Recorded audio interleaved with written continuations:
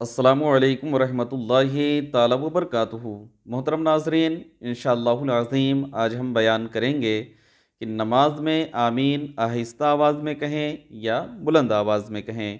یعنی کہ اگر کوئی شخص چاہے وہ امام کی اقتداء میں نماز پڑھ رہا ہو، یعنی امام صاحب کے پیچھے نماز پڑھ رہا ہو، یا تنہا نماز پڑھ رہا ہو، اور جیسے ہی سورہ فاتحہ مکمل ہوتی ہے، یعنی کہ ولضالین پر جب پہنچتے ہیں، تو بعض لوگوں کو دیکھا یوں گیا ہے کہ وہ بلند آواز سے آمین کہتے ہیں۔ تو فقہ حنفی کے نزدیک اس کے متعلق کیا حکم ہے، انشاءاللہ العظیم اس کو بیان کرنے کی کوشش کریں گے۔ سب سے پہلے جاننا یہ ضروری ہے کہ نماز چاہے جہری ہو یا سری ہو، یعنی کہ وہ نماز جس میں بلند آواز سے قرات کی جاتی ہو، جیسے کہ مغرب و عشاء یا فجر کی، یا سری نماز جیسے کہ ظہر یا عصر کی، اور نماز پڑھنے والا چاہے امام ہو یا مقتدی ہو یا تنہا نماز پڑھنے والا، سب کے لیے حکم یہی ہے کہ جب بھی وہ سورہ فاتحہ کو مکمل کرے اور ولضالین پر پہنچے تو آمین آہستہ آواز میں کہے، اور آمین آہستہ آواز میں کہنا یہ سنت ہے۔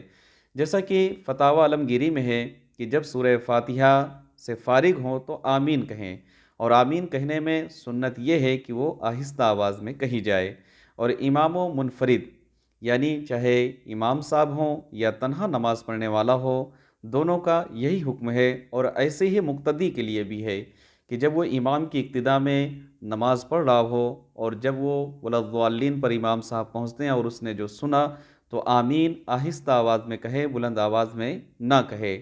عمدۃ القاری شرح بخاری میں ہے کہ حضرت ابو وائل فرماتے ہیں کہ حضرت سیدنا فاروق اعظم رضی اللہ تعالیٰ عنہ اور حضرت مولا علی مشکل کشا رضی اللہ تعالیٰ عنہ،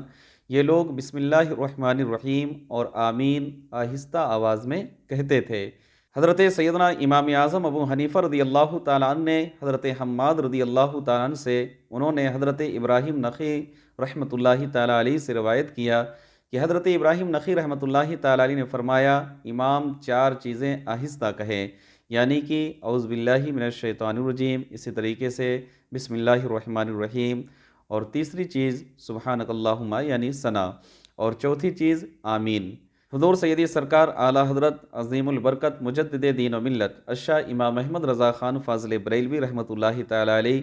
فتاوی رضویہ جلد نمبر 6 صفحہ نمبر 332 میں تحریر فرماتے ہیں کہ جب ولضالین سے فارغ ہوں تو آمین آہستہ آواز میں کہیں، چاہے امام ہو